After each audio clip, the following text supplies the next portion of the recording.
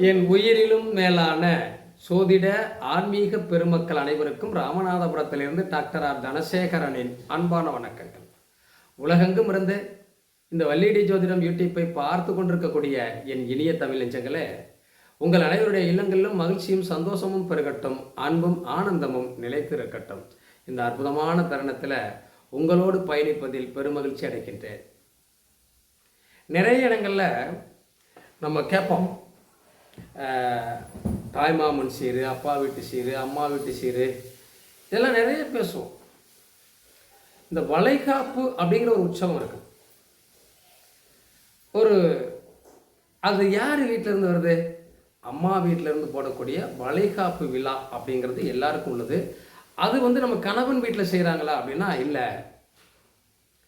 வளைகாப்புங்கிற ஒரு விஷயம் அம்மா வீட்டில் இருந்து தான் செய்வாங்க. இது அம்மா இதை சிறப்பாக செய்கிறாங்களா, அப்பா இதை சிறப்பாக செய்கிறாங்களா, அதெல்லாம் கேள்வி இல்லை. ஊரெல்லாம் கூட்டி எல்லாரையும் வர வச்சு அந்த விழா நடத்துவாங்க. ஒரு மகிழ்ச்சிகரமான விழாவாக இருக்கும். நாம் திருமணத்துக்கு கட்டிய பட்டு புடவையும் பட்டு வேஷ்டி சட்டையும் அணிஞ்சு தான் அவங்களிடையே உட்கார வச்சு சிறப்பாக அந்த விழாவை நடத்தக்கூடிய விஷயம் இருக்கு இல்லையா, ரொம்ப மகிழ்ச்சியாக இருக்கும். இந்த வளைகாப்புங்கிறது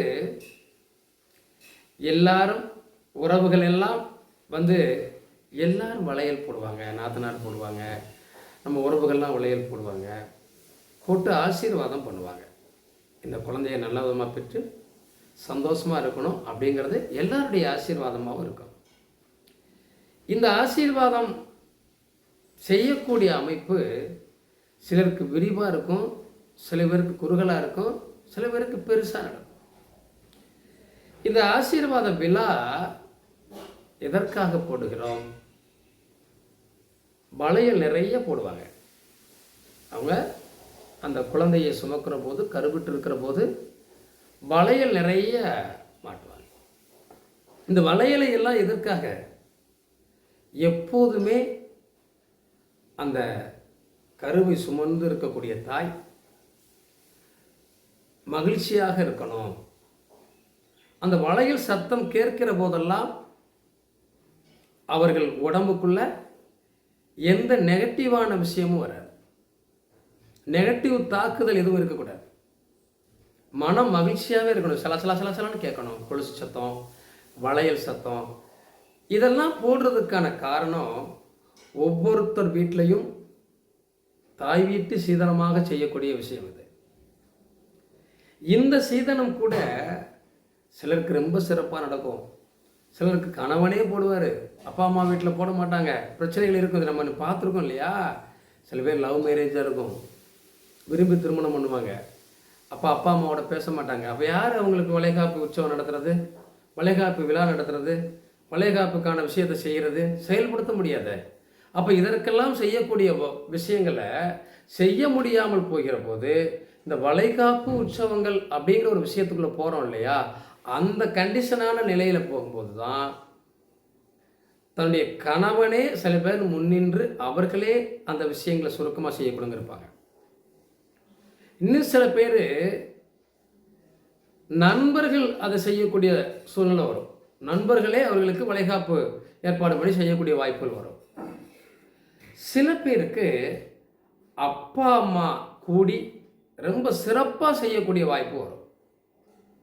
இது எல்லாத்துக்கும் நம்ம ஜாதகத்திலையும் காரணம் இருக்கும். எல்லாருக்கும் வளைகாப்பு விழா சிறப்பாக நடந்துருமா அப்படின்னா அதற்கு வளைகாப்பு விழா என்ற ஒரு உற்சவம் மகிழ்ச்சியாக நடப்பதற்கும் நம்ம ஜாதகத்தில் இடம் இருக்கும். இப்போ சுபமான சுபக்கிரகங்களோட அமைப்போடு வரக்கூடிய விஷயங்கள் சிறப்பாக இருக்கு இல்லையா, அதற்கான வாய்ப்பு வருது இல்லையா. அது நம்ம 4ஆம் இடம்னா அம்மான்னு சொல்லுவோம்.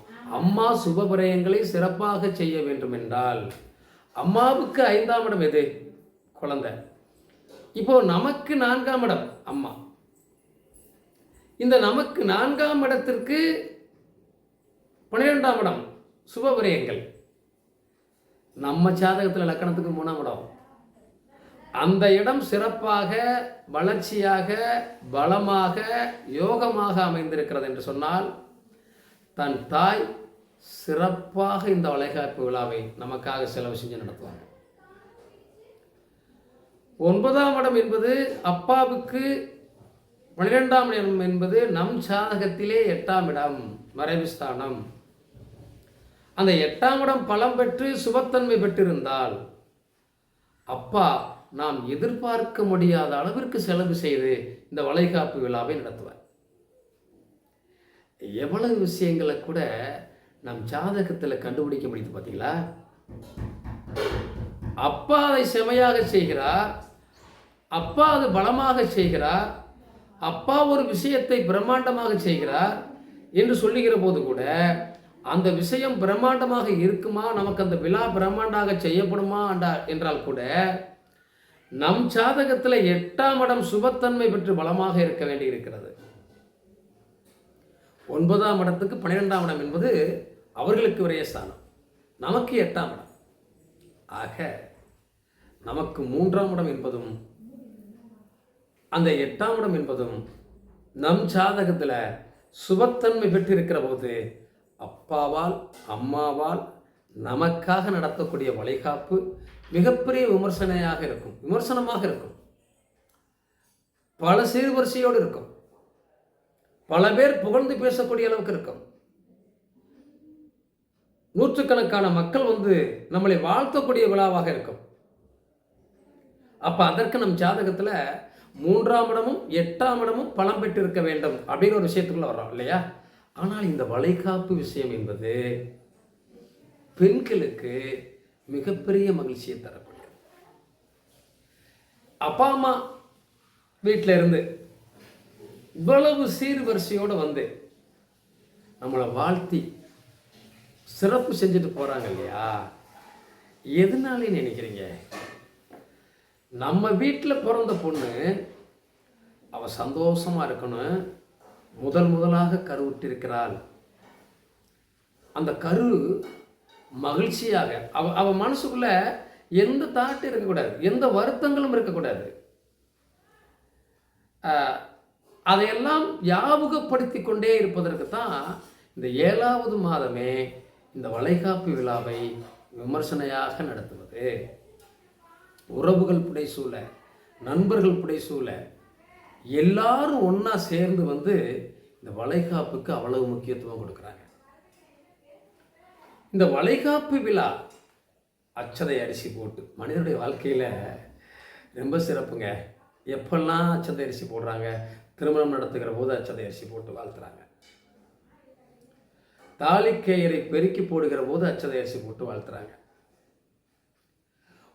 முதலாக ஒரு குழந்தையை கருவிலே சுமந்து அதற்கு வளைகாப்பு விழா என்பதை நடத்துகிற போதும் இந்த அச்சதை அரிசியை போட்டு வாழ்த்துகிறார்கள். இந்த வாழ்த்து என்பது அந்த அச்சதை அரிசியில் கூட பார்த்தீங்கன்னா, அரிசி என்பது சந்திரன், மஞ்சள் என்பது குரு, குரு மங்களம் அப்படிமா. குருவும் சந்திரனும் சேர்ந்தால் குரு சந்திர யோகம் சொல்லுவோம். செவ்வாயும் குருவும் சேர்ந்தால் குரு மங்கள யோகம் என்று சொல்லுவோம் இல்லையா? அங்கே குரு சந்திரனும் குரு மங்களமும் கூடுகிறது. கணவன் என்பது அந்த செவ்வாய் அங்கே வந்துடுறாருல்ல, அப்போ இந்த குரு மங்கள யோகத்தோடு குரு சந்திர யோகமும் சேர்ந்துதான் இந்த அச்சதை அரிசியாக போய் அவர்கள் மேலே விழுகிறது. பெரிய வாழ்த்துக்களை சொல்லக்கூடிய விஷயமாக இருக்கிறது. இந்த அற்புதமான விழா, இந்த அற்புதமான நிகழ்ச்சி அனைவர் மனசுலையும் சந்தோஷத்தை ஏற்படுத்துது. வர்றவங்க எல்லாருக்கும் சாப்பாடு போட்டு, வர்றவங்க எல்லாரும் வெறுங்கையாக போகாமல் அவங்க கையில் ஏதாவது ஒரு பாக்ஸை கொடுத்து அனுப்புகிறாங்க. இப்போ நிறைய காலங்கள் மாறி இருக்கிறது, வசதிக்கு தகுந்தவாறு. அப்போதெல்லாம் பார்த்தீங்கன்னா இந்த மஞ்சள், குங்குமம், வெற்றிலைப்பாக்கு, அதோடு மஞ்சள், குங்குமம், வெற்றிலைப்பாக்கு, பூ, பழம், பூவு, வாழைப்பழம் வச்சு தட்டில் வச்சு கொடுப்பாங்க. தாம்பூல தட்டு மாதிரி ஒரு தட்டில் வச்சு. இதுதான் மங்களகரமான நிகழ்வாக இருந்தது. இன்றைக்கி நிறைய மாற்றங்கள் இருக்குது, நிறைய மாறி இருக்கிறது. அது பாக்ஸாக மாறுகிறது, அது இவ்வளோ பெரிய பேஷனாக மாறுது. இதெல்லாம் நம்ம பேஷனாக வர வர எல்லாமே பேஷனாக மாறிட்டுருக்கு. ஆனால் முறைப்படி கொடுக்க வேண்டியது என்ன ஒவ்வொருத்தருக்குன்னா, தட்டில், தாம்பாள தட்டில் வச்சு தான் அங்கே பூ, பழம், வளையல், மஞ்சள் குங்குமம் வச்சு வரக்கூடியவர்களுக்கு, ஆசீர்வாதம் செய்யக்கூடியவர்களுக்கு நாம் கொடுக்கக்கூடிய விஷயமாக இருந்தால் இன்னும் சிறப்பாக இருக்கும். இந்த வளைகாப்பு விழா ஒரு புதிய சந்ததியை இந்த இரண்டு குடும்பத்துக்கும் இடையில கொண்டு வரப்போகுது. அதான் இங்கே ஒரு பெரிய மகிழ்ச்சிகரமான விஷயம். அங்கிட்டு மகன் வழி பேரன் பேத்தி என்றால் இங்கு மகள் வழி பேரன் பேத்தி. ஒரு புதிய வாரிசை கொண்டு வரப்போகிறோம். அந்த மகிழ்ச்சியிலே அவர்களை வாழ்த்தி வணங்குவதுதான் இந்த விழா. நிறைய இடங்கள் அந்த விழா நடக்கிறது. இங்கே ஒரு முக்கியமான பாயிண்ட் இப்போ கடைசியாக சொல்ல போகிறேன். இது எல்லோரும் மனசில் வச்சுக்கோங்க. நிச்சயமாக மறந்துட மாட்டீங்களே.